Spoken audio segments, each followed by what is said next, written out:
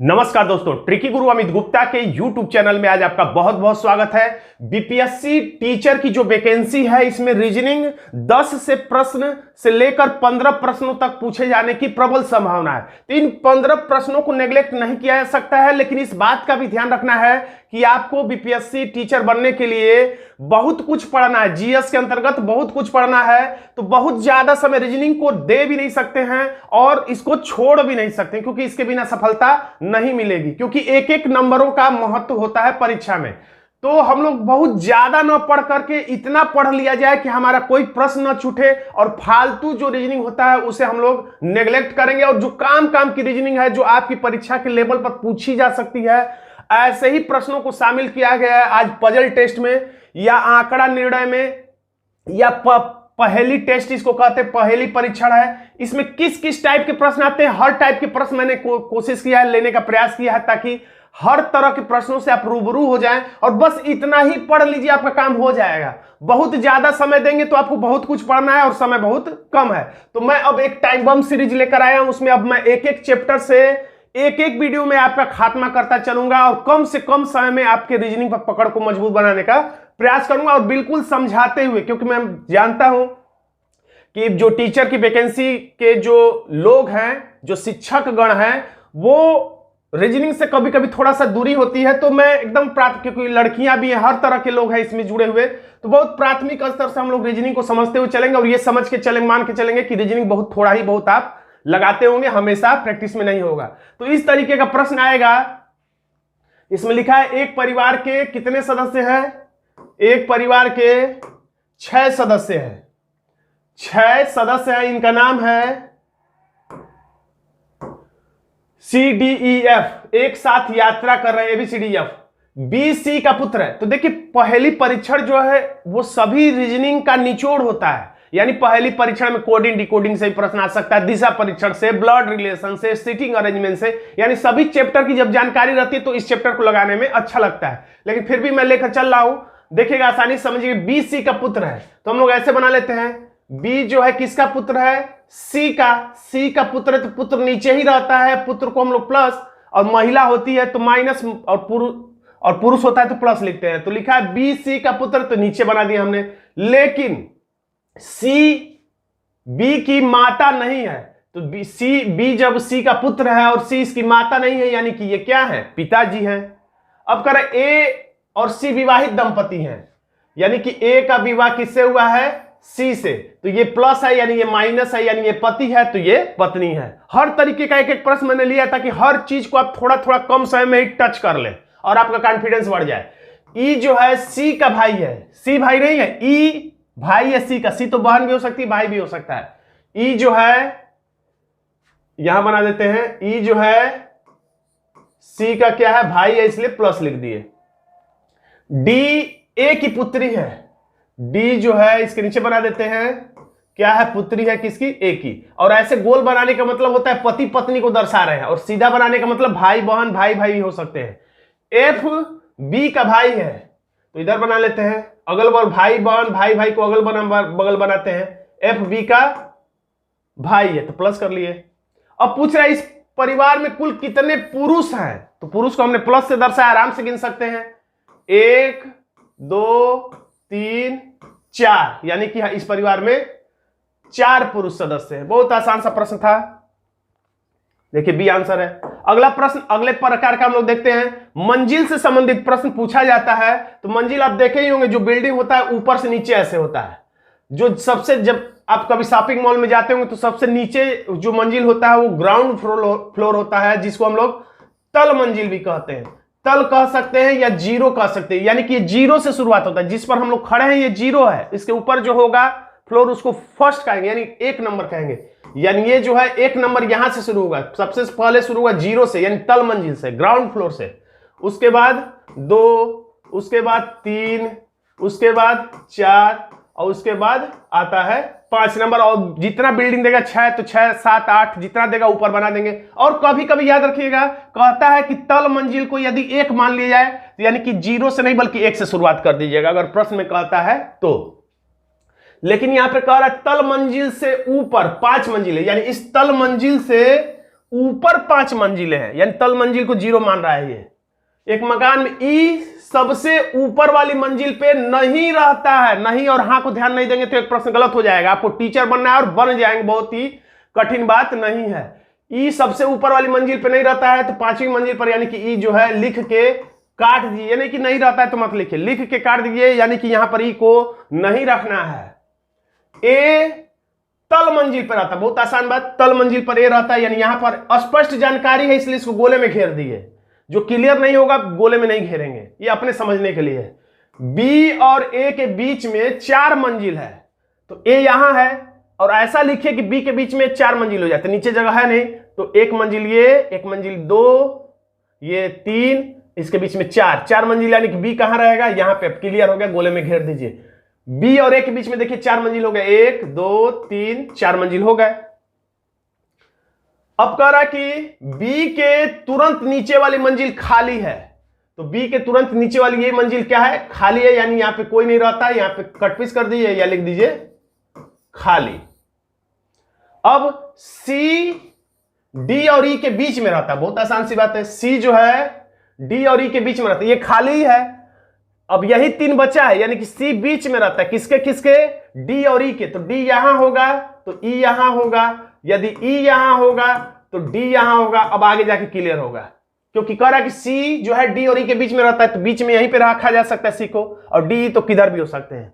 लेकिन आगे कह रहा है कि डी जो है ए के तुरंत ऊपर वाली मंजिल पे नहीं रहता है, डी जो है ए के तुरंत ऊपर नहीं रहता है, यानी कि डी जो है ए के तुरंत ऊपर नहीं रहता है।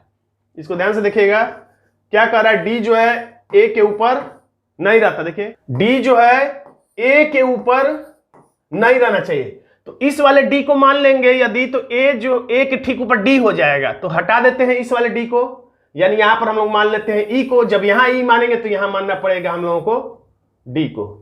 अब हमारा काम ओके हो गया। अब जो भी प्रश्न पूछेगा एक ही प्रश्न पूछेगा, जहां तक उम्मीद है, तो इसका हम लोग उत्तर दे पाएंगे। देखते हैं क्या पूछ रहा है।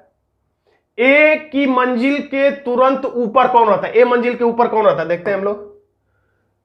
ए मंजिल कहां है, ये है। ए के तुरंत ऊपर कौन रहता है, ई रहता है, यानी कि हमारा आंसर हो जाएगा सी। अगर इसके बदले में 2 प्रश्न पूछता है तो 2 का उत्तर दीजिएगा। अब अगला प्रश्न अगले प्रकार का देखते हैं।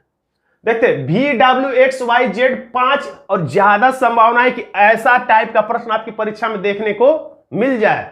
ये यानी आप कह सकते हैं कि इंपॉर्टेंट टाइप है, इस टाइप का प्रश्न आपको परीक्षा में देखने को मिल जाएगा यदि पजल टेस्ट प्रश्न पूछता है तो। रीजनिंग में कई 26, 27, 30 चैप्टर हैं, यानी कि 25 से ज्यादा चैप्टर हैं, अलग अलग किया जाए तो 25 से ज्यादा ही चैप्टर है। अब प्रश्न तो 10 ही 15 पूछना है, तो कोई ना कोई चैप्टर जरूर छोड़ेगा। तो अब लेकिन आपको पता नहीं कौन सा चैप्टर छोड़ेगा, किससे पूछेगा, इसलिए आपको सभी चैप्टर पढ़ना है, क्योंकि एक एक नंबर का महत्व होता है परीक्षा में, क्योंकि ये मेरिट बनने वाली है इससे। तो VWXYZ 5 मित्र है। तो देखिए ट्रिक क्या है, ट्रिक ये है हेडिंग ट्रिक। हेडिंग आप लोग जानते ही हैं। हेडिंग ट्रिक का मतलब हेडिंग, नाम को बनाइए, यहां पर मैं लिख देता हूं, नाम को हेडिंग बनाइए। नाम को, किसको हेडिंग बनाना है, नाम को हेडिंग बनाना है और उसके काम को उसके अंतर्गत लिख देना है। तो नाम क्या है, VWXYZ, तो लिख देते हैं हम लोग। 5 मित्र हैं, VWXY और Z। VWXYZ थोड़ा सा मोटा भी कर ले हम लोग, दिखे आपको, VWXYZ। अब नाम को हमने हेडिंग बना लिया क्योंकि उनका नाम ही है VWXYZ।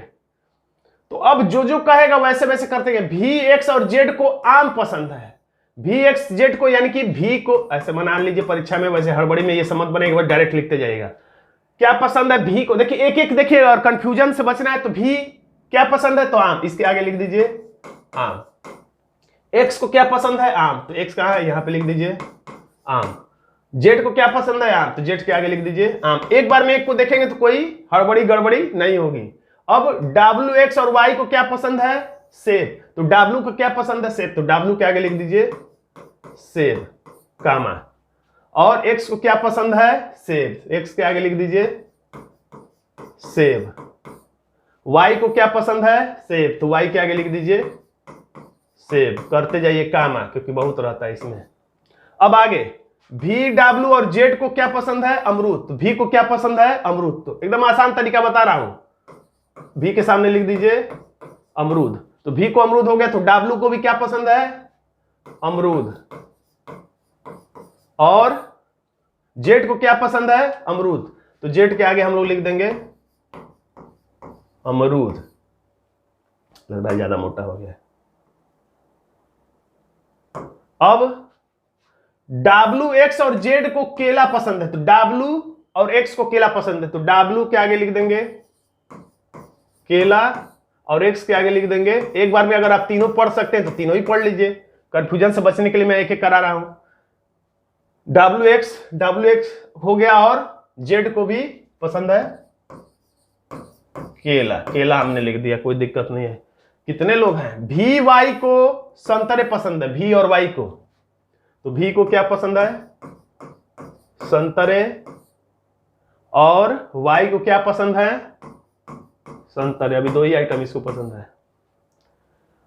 W और Y और Z को चीकू पसंद है, W को चीकू, W के आगे लिख देते हैं हम लोग चीकू, और कौन है, Y और Z, Y को पसंद है चीकू और Z को पसंद है चीकू। अब पूछ रहा है X को कौन कौन से फल पसंद है। अब यहां से प्रश्न है X को कौन कौन से फल पसंद है, तो X में देख लीजिए आम, सेब, केला। विकल्प में देखिए X को कौन कौन पसंद है, तो आम, सेब, केला हमारा आंसर हो जाता है ए। देखिए आंसर है ए। अब यहां पर जल्दी जल्दी में ही वीडियो, ताकि लंबा तो हो ही जाएगा, लेकिन फिर भी बिना बताए मैं कैसे रह जाऊं। यहां पर एक मैं सुपर ट्रिक आपको बताना चाह रहा हूं, जिसके माध्यम से आप ऐसे प्रश्नों में अपना समय चाहे तो बचा सकते हैं। अभी आपने देखा ये सब इतना चार्ट बनाने में हमें कितना समय लग गया, ज्यादा समय लग गया। और परीक्षा में सारा समय तो खेल ही का है, सारा समय जो है वो खेल ही का है, समय का ही खेल है। तो जितना ये चार्ट बनाया हमने, कभी कभी इतना चार्ट बनाने की जरूरत नहीं होती, खासतौर से ऐसे प्रश्नों में। देखिए यहां पर केवल एक व्यक्ति की जानकारी पूछा, कई जानकारी मिला के पूछेगा तब तो चार्ट बनाना पड़ेगा, लेकिन यहां पर सिर्फ एक व्यक्ति की जानकारी पूछे, X को कौन सा फल पसंद है। तो पहले प्रश्न लाइन को ही पढ़ लेना चाहिए, नीचे क्या पूछ रहा है, X को कौन सा फल पसंद है, तो बस X की जानकारी हम लोग लिखे। W, V, Y की जानकारी हम लोग क्यों नोट करेंगे, सिर्फ X पर अपना ध्यान केंद्रित करें, क्योंकि हमें पता चले केवल X ही का पसंद हमें बताना है। तो इसमें V, W, X है, क्या पसंद है, अच्छा ये मित्र है।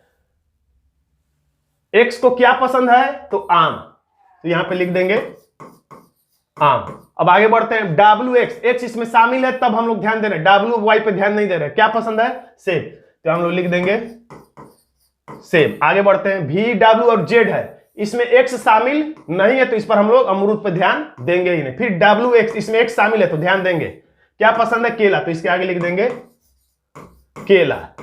अब आगे VY है, X नहीं है, WY है, X नहीं है, तो बस अब देखिए इतने ही पे आंसर आएगा। X को कौन सा पसंद है, तो आम, सेब, केला।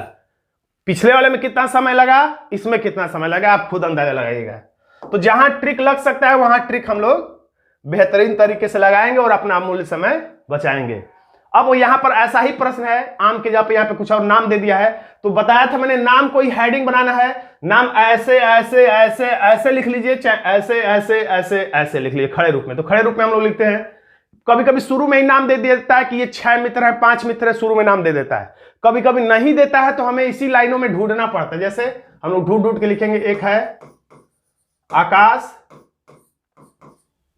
फिर है भूषण, तो हम लोग लिख लेते हैं भूषण, और है चंद्र, चंद्र लिख लिया हमने। तो अब उसके बाद और आकाश, भूषण और चंद्र हो गया। धनेश नहीं है, धनेश देखिएगा कोई नाम दो बार ना हो, कोई नाम छूटे ना, धनेश हो गया। आकाश, तो आकाश है। वीरेश, वीरेश नहीं है, लिख लेते हैं हम लोग वीरेश। कभी कभी शुरू में नाम दे देता है तो कोई दिक्कत नहीं रहता। वीरेश, धनेश हो गया, चंद्र हो गया, वीरेश हो गया, आकाश, भूषण, वीरेश सब हो गए हैं। कोई होगा तो फिर हम लोग लिख लेंगे, यानी कि टोटल 5 लोग हैं। अब लिखते हैं जानकारी, कह रहा कि आकाश, भूषण और चंद्र क्या है, बुद्धिमान है पिछली बार की तरह। आकाश क्या है? बुद्धिमान। तो आकाश के आगे हम लोग परीक्षा में समय बचाना होगा तो बुद्धिमान को केवल आप बुद्धि लिखिएगा। ऐसे ही सब प्रश्न समय बचा सकते हैं। बुद्धिमान। भूषण भी क्या है? बुद्धिमान। तो बस बुद्धि लिख लीजिए, यानी उसमें बुद्धि है। और चंद्र क्या है? बुद्धिमान। तो चंद्र के आगे लिख लीजिए बुद्धि, यानी कि बुद्धिमान। 60 में नाम लिख सकते हैं हम लोग। धनेश, आकाश और वीरेश क्या है? परिश्रमी है। तो धनेश क्या है? परिश्रमी है। तो धनेश के आगे हम लोग लिखेंगे परिश्रमी को केवल हम लोग परी लिख दे रहे हैं, आप समझ लीजिएगा। परीक्षा में अपने ही को समझाना रहता है, किसी और को नहीं। तो धनेश परिश्रमी है और आकाश भी क्या है? परिश्रमी। तो आकाश के आगे भी हम लोग लिख देंगे परिश्रमी। धनेश, आकाश और वीरेश भी क्या है? परिश्रमी। तो वीरेश के आगे भी लिख देंगे हम लोग परिश्रमी, कामा कर देंगे। अब अगली लाइन, धनेश, चंद्र और वीरेश क्या है? ईमानदार। तो धनेश क्या है? ईमानदार। धनेश के आगे लिख देंगे हम लोग ईमान, बस लिख दीजिए। धनेश ईमानदार है और चंद्र भी, तो चंद्र के आगे लिख देंगे ईमानदार, कामा। और कौन है? तो वीरेश भी ईमानदार। वीरेश के आगे भी हम लोग लिख देंगे ईमानदार, बड़ी का मात्रा भी लगा देते, चलिए कोई दिक्कत नहीं है। अब अगली लाइन, आकाश, भूषण और वीरेश, इसको अंडरलाइन किया और इसको हमने गोले में घेर लिया, ताकि एक तरीका है समझने का आसानी से। आकाश भी खिलाड़ी, भूषण भी खिलाड़ी, वीरेश भी खिलाड़ी। तो आकाश के आगे लिख देंगे हम लोग खिलाड़ी, चाहे खी लिख के भी छोड़ सकते थे हम लोग। और भूषण भी क्या है? खिलाड़ी, खिलाड़ी। वीरेश भी क्या है? देखिएगा, इधर उधर ना लिखिएगा जल्दीबाजी में।